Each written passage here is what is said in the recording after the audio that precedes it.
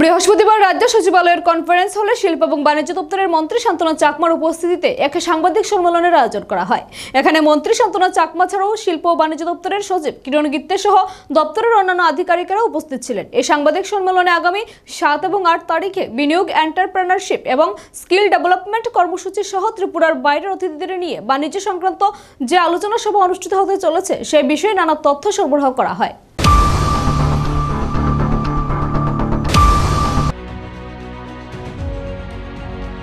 সাংবাদিক সম্মেলনে শিল্প ও বাণিজ্য মন্ত্রী শান্তনা চাকমা বলেন, শিল্প এবং বাণিজ্য মন্ত্রকের বিভিন্ন কর্মসূচি সম্পর্কে জানানোর জন্যই আজকে এই সাংবাদিক সম্মেলন।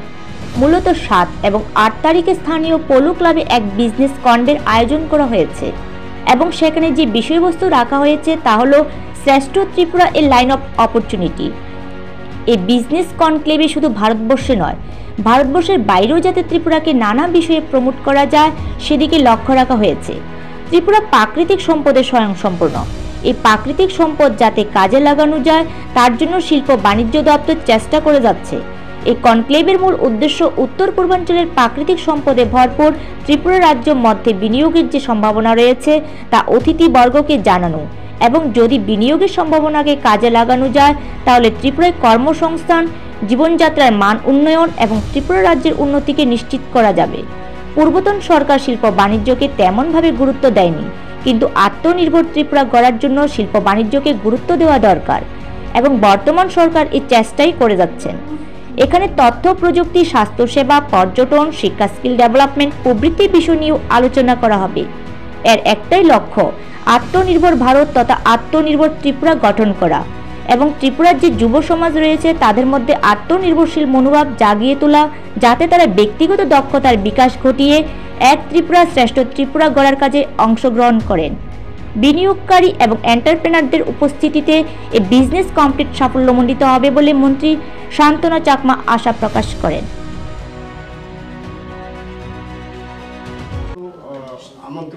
আমরা আমাদের বেশিরভাগ ক্ষেত্রে আমরা ভারতকে, ইন্ডিয়াকে আমরা প্রায়োরিটি দিয়েছি।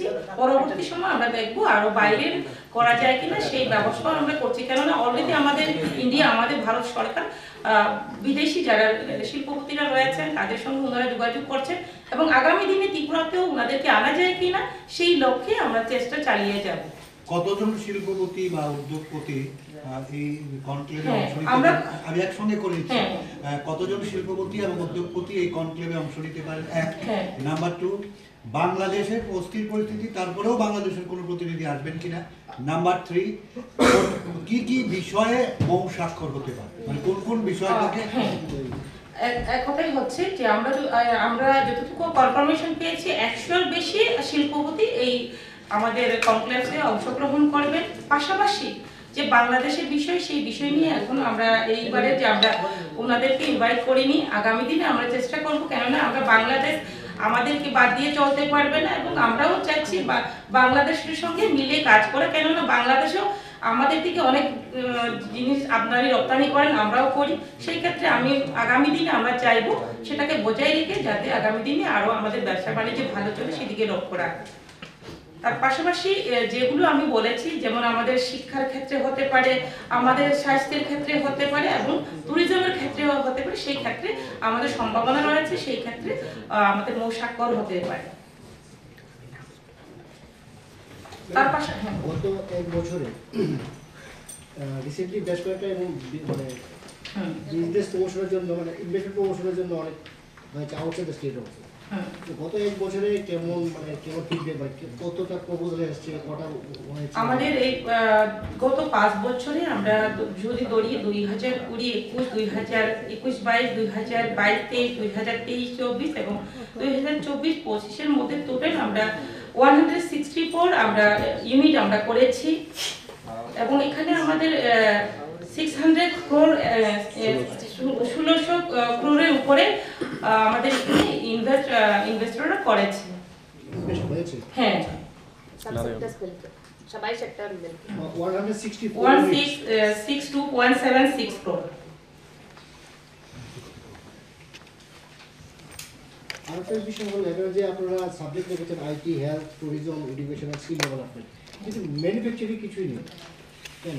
ম্যানুফ্যাকচারিং আমরা অনেক গুরুত্ব দিয়েছি, কেননা এই মুহূর্তে আমরা এই মুহূর্তে আমরা দেখতে পাচ্ছি যে অনেকেই মানে আকৃষ্ট যে ভিজিট করা, বিভিন্ন ক্ষেত্রে দেখা যায় ট্যুরিজমের ক্ষেত্রে বিভিন্ন জায়গা থেকে বিভিন্ন দেশ থেকে ভিজিট করেন, সেই ক্ষেত্রে দেখা যাচ্ছে যে সেই ক্ষেত্রে আমরা লাভবান।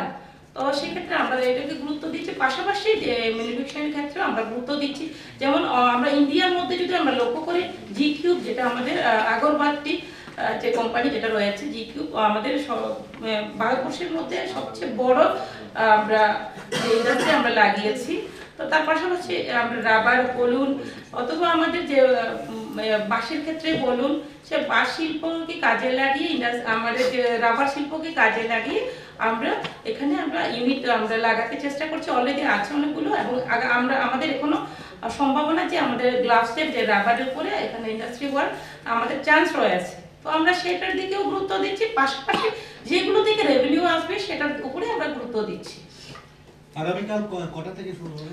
আগামীকাল 10টা থেকে শুরু হবে, এবং আগামী দিনে বিভিন্ন ইনভেস্টররা আমাদের অফিসাররা থাকবেন বিভিন্ন দপ্তরে। তারপরে পরশু দিনে আমাদের মাননীয় মুখ্যমন্ত্রীও উপস্থিত থাকবেন। কালকে কি ইনঅগ্রাল? নিজস্ব প্রতিনিধি রিপোর্ট, এশিয়ান টাইমস।